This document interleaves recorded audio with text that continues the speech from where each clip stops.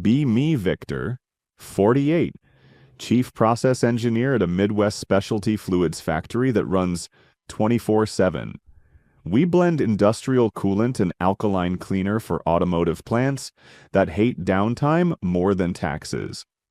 Our building is loud, hot, and honest, and it keeps 300 families paid in a small town. I have been here 16 years, long enough to hear which pumps whine before they die. The plant is not pretty, but it is stable, and stable is what customers actually buy from us. Then the company hires a new VP of operations named Cassie, 40, ex-consultant, perfect teeth, perfect slides.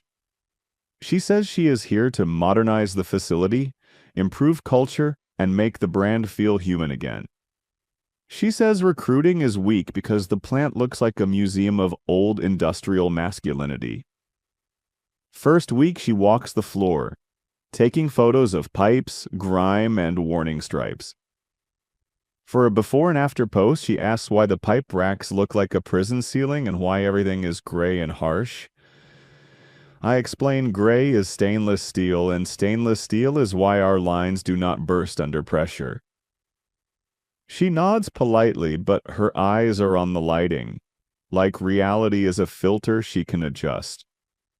She asks if we can hide utilities behind panels so visitors see a clean story instead of a working system. I tell her utilities are the working system, and hiding them makes maintenance slower and failures louder. She laughs softly and says we need to stop leading with fear and start leading with possibility. The next day, HR rolls out pronoun lanyards, a safe speak hotline, and a rule called constructive vocabulary. The rule bans words like failure, broken, unsafe, and mistake. Because they create an unwelcoming tone, we are told to say learning variance, opportunity, and safety journey, even when a valve is literally leaking. Our EHS manager, Nina, 37, reads the policy and asks if OSHA accepts feelings as mitigation. Cassie says compliance is important, but culture is the foundation that makes compliance sustainable. I start writing things down because I have seen enough executive phases to respect documentation. 2 weeks later, Cassie announces Project Glow Up, a full facility refresh with a social media launch. She hires a design agency that usually builds influencer studios and boutique gyms for wealthy suburbs. They bring renderings of our production hall with pastel walls, glass rails, and potted plants everywhere. They add a raised walkway for tours and call it the story deck. Because every machine needs narrative, now they ask if we can replace high-contrast hazard tape with softer colors that feel inviting on camera. Nina says high contrast exists because humans see it faster when they are distracted and tired. Cassie says distracted and tired is a systems issue, and her culture program will reduce that over time. Cassie posts LinkedIn updates daily, always with the same angle and the same captions about belonging. Then ESG consultants arrive, expensive and confident, carrying tablets like they are medical charts. They do a sustainability scan and a visual audit. And somehow pipes are now a moral problem. Their deck says stainless steel is resource intensive, symbolically harsh, and not aligned with future talent. Their big idea is eco-polymer piping, which they claim is cleaner, quieter, and friendlier to the eye. One slide literally reads, "Plastic is the new clean." And Cassie smiles like she found a shortcut to praise. I ask what polymer, what rating, what temperature limits, and what chemical compatibility with our caustic wash. The consultant says modern solutions can be designed around risk, like risk is a vibe you can curate. I tell Cassie our compressed air header sees surges, and PVC can shatter and throw shards like knives. Cassie says my language is catastrophizing, and catastrophizing discourages diverse participation. She asks me to rephrase as a growth opportunity, and my brain briefly freezes behind my smile. I rephrase anyway and say we have an opportunity to follow codes and protect people from brittle failure. Cassie claps like I just learned empathy, then schedules a values workshop instead of a hazard analysis. People write words like safe, modern, beautiful, and inclusive, and they smile like it is engineering. I write pressure, temperature, and compatibility, and my sticky notes look like threats in pastel space afterward. HR assigns me a training called Leading Without Intimidation because I asked for spec sheets. Cassie chooses a piping vendor because they are women-owned, minority-certified, and impact-driven. Their website looks like a lifestyle blog, full of glossy pipe photos and smiling people in spotless boots. They offer a discount if we let them film a case study, and Cassie calls it a story partnership. I request stamped drawings, pressure tables, and written confirmation that the airlines will not be PVC. The vendor sends a one-page brochure with icons and a slogan that says, "Engineered for tomorrow." Cassie tells me I am being adversarial with mission-aligned partners, and she says trust builds inclusion. I write a formal memo anyway, referencing OSHA guidance and bulletins about PVC brittle failure under air.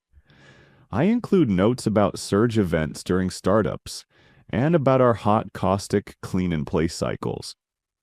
I send it to Cassie, Nina, Greg, and the plant director, and I copy our insurance liaison on purpose. Cassie replies with one sentence thanking me for input and saying she will balance perspectives fairly the next week. My meeting invites start disappearing, like my calendar is being quietly edited. A junior project manager named Talia, 27, is put in charge because she is energetic and growth-minded. Talia is smart and kind, but she has never done a live plant retrofit while production is running. She asks me what a relief valve does. And I realize we are building a stage with interns and hope Cassie wants an Instagram reveal by quarter end, timed with investors, local media, and an influencer tour. She orders pastel guest hard hats, custom hashtags, and a mural that says "Clean Flow, Clean Culture Install Week arrives," and the plant feels like a movie set with forklifts, ring lights, and tight deadlines. Contractors cut out steel runs that survived 15 winters and one accidental forklift kiss without drama. Nina tries to enforce lockout rules, but Cassie pushes speed because momentum matters to narratives. Cassie walks the floor with a photographer while overhead work is happening. Smiling next to open racks, she tells the camera, "This is the future of manufacturing, soft, inclusive, and beautiful in motion." The first pressurization test makes the new header whine in a way steel never does. Plastic speaks when it is stressed, and it speaks like it is trying not to cry. The gauges hold and Cassie declares victory, posting a reel about quiet systems and kinder industry. 2 weeks later, I see early signs, the kind that only show up to people who actually look carefully. A coupling shows stress whitening, a long run bows slightly, and one clamp squeaks under load at night. I photograph everything in log timestamps because feelings do not hold up in court. Like photos do, I send a memo recommending lower pressure, surge dampers, and shields near walkways and control panels. Cassie says shields ruin openness and create barriers, and barriers are the opposite of her vision. HR sends a reminder about avoiding fear-based language when discussing transformation initiatives. Operators stop reporting small leaks because they do not want tone coaching sessions. With HR, one operator tells me he got reported for saying a pump sounded sick. Because sick was negative framing, Nina quietly starts a shadow log of near misses. Because she knows silence is the first failure mode, Cassie launches weekly vibe walks, rating areas by brightness, cleanliness, and photo-friendliness. Areas lose points for exposed valves, warning placards, and what she calls harsh industrial geometry. She asks if we can swap bold hazard signs for softer icons that feel welcoming to visitors. Nina says visitors are not the hazard. The hazard is hot caustic, rotating shafts, and high-pressure air. Cassie says softer signs reduce anxiety, and reduced anxiety improves decision-making on the floor. I keep my mouth shut because sarcasm is now a disciplinary category called corrosive energy. The week before the big tour, Cassie schedules a staged ramp-up for dramatic camera content. She wants visitors to watch lines go from idle to full flow. Like a transformation montage, I warn Talia that fast ramp-ups cause pressure surges, and surges love finding weak joints. Talia nods, but she looks scared, because Cassie watches her like a performance review the night before the tour. I walk the rack with a flashlight and find spiderweb lines at a taped coupling. I mark it and request an immediate replacement before morning, because that joint is begging to fail. Maintenance says they will try, but they are short-staffed. Because budget went to glass and murals, I text Nina photos, and she replies with one word that says, "Yep," because she has seen this movie.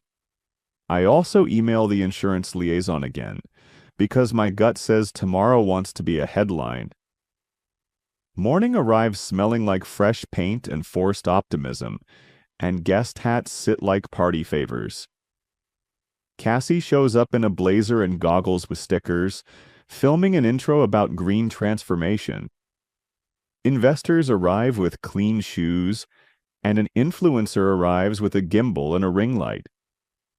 The local business reporter asks if this is the region's first Instagram-ready factory. Cassie beams and says, "We are redefining industry for the next generation of makers." I stand with Nina near the control room, because people like us do not belong in glossy frames.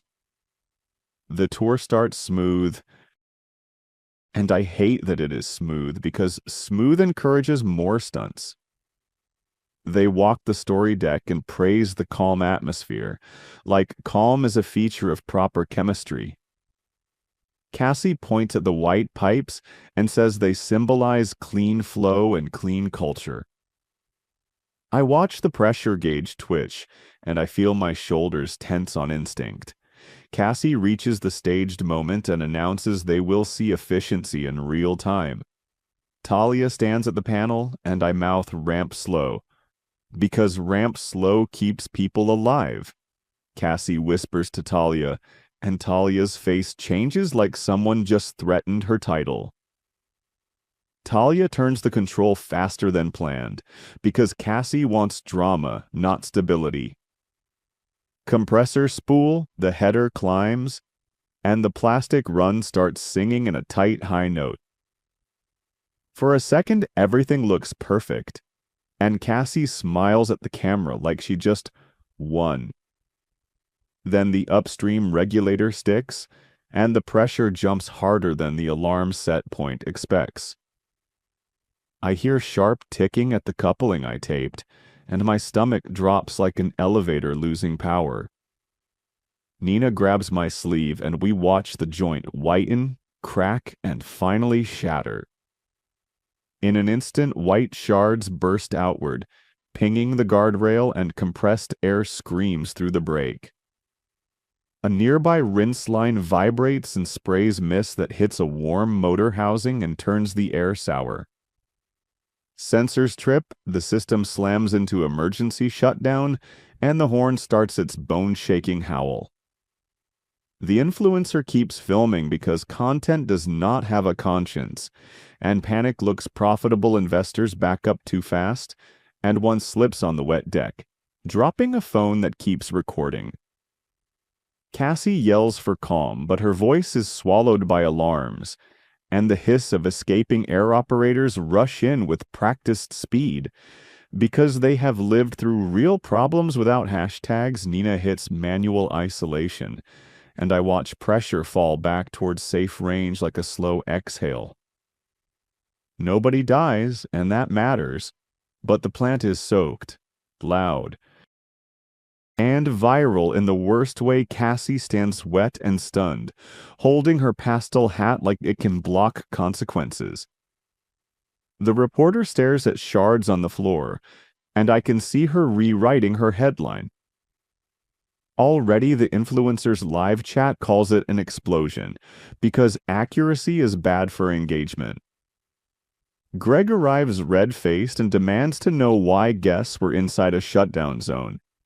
Cassie points at me and says, "Engineering did not support the vision, like the vision is the system." I tell Greg the header was PVC under compressed air, and we warned about brittle failure repeatedly. Greg goes pale because he understands emails become exhibits.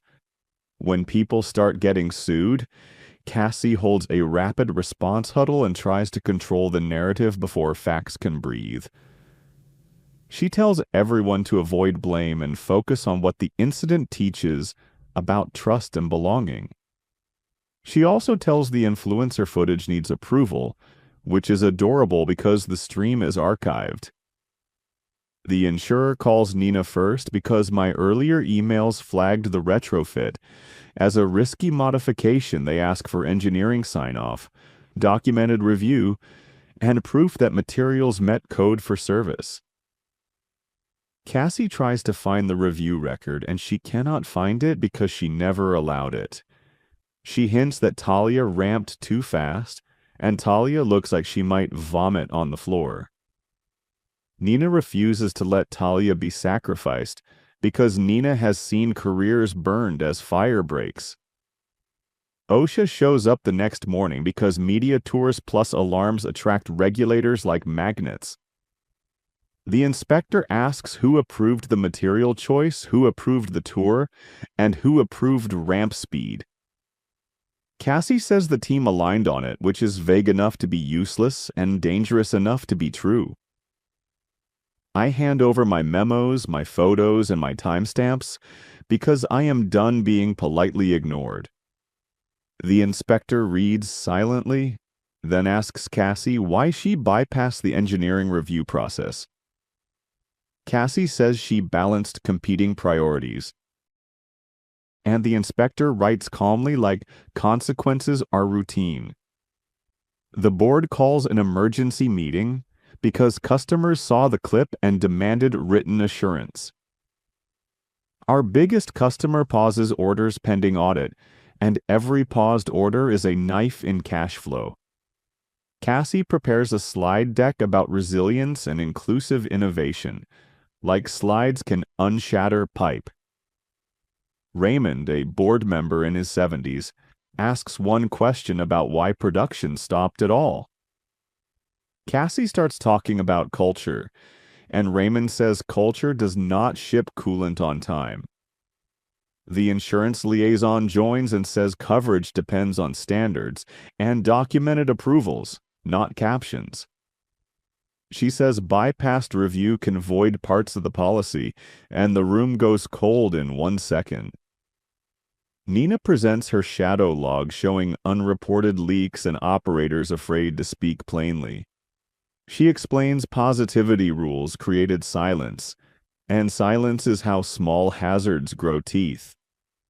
The board asks why I was excluded from meetings, and Greg avoids eye contact like a guilty kid.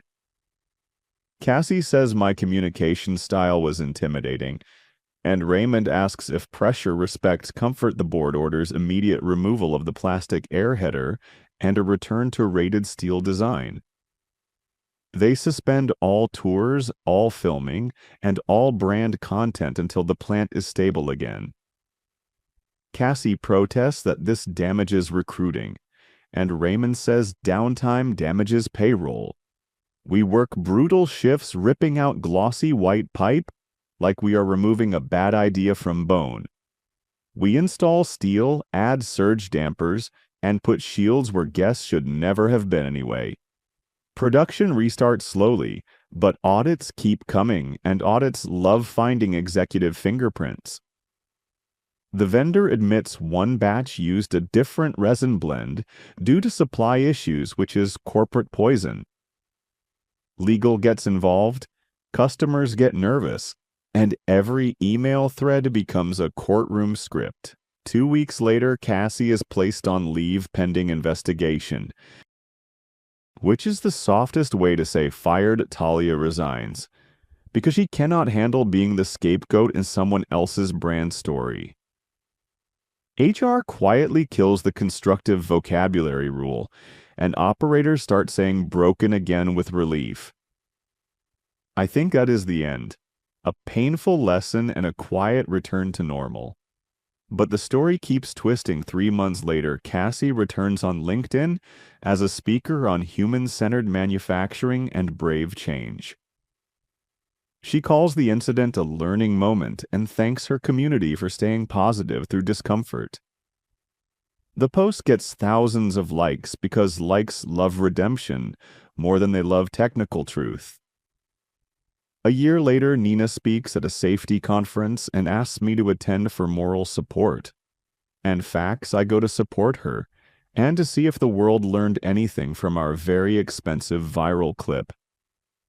The keynote speaker is Cassie because the world rewards confidence with microphones and forgets details. She tells a version where culture saved the day, and she never mentions PVC once during the story. The audience applauds, because applause is easier than questions, and questions feel like negativity. The moderator opens Q&A, and I feel my jaw tighten like a clamp under load. I stand and ask what material she recommends for compressed air mains in live plants with surge events. Cassie smiles and says, modern polymers are safe with the right partners and the right mindset. I ask if she recommends PVC for compressed air. Yes or no? In front of this room of professionals, the room goes quiet, because now her story must touch reality instead of floating above it. Cassie tries to dodge, and the moderator asks her to answer clearly because engineers hate fog. She finally says she would defer to specialists, and I say specialists were ignored until pipe shattered. I mention memos with dates and an insurer letter referencing bypassed review in plain language people whisper, because they suddenly remember that consequences exist outside social media feeds. Then 2 people in suits walk down the aisle with the calm speed of paperwork that found its target. One hands Cassie an envelope and says her name like it is printed on a subpoena. Cassie reads the first line, and her smile collapses in public like a curtain dropping mid-show. The suit says she is being served regarding a compliance investigation tied to vendor claims and approvals. It turns out the vendor case expanded, and regulators want to know who pressured purchases and ignored review. The moderator thanks Cassie and moves on, because even drama cannot stop a schedule. Afterward, engineers ask for my checklist and Nina's shadow log method, because they want proof structures. Nina tells them the secret is simple: let people speak plainly and never punish the word unsafe. I go home and walk our pipe rack again, listening for honest noises and feeling grateful. Nobody died. 6 months later, a competitor offers me a role designing a new plant, because boring reliability is scarce. Their first question is about surge control and review discipline, and their second question is about tours. I tell them tours are fine when they follow safety, and branding is fine when it follows physics. They hire me, and we build a plant that looks clean because it is controlled, not because it is curated. We use steel where steel is required, and we use rated composites where they actually belong. We post photos sometimes, but we never stage a pressure surge for engagement, because engagement is not revenue. I still believe factories can be welcoming places, and I still want more women in engineering and ops. But welcoming is not a filter. Inclusion is not a substitute for standards, and pressure does not care. The only culture that matters in a plant is the one where bad news is allowed to be said out loud.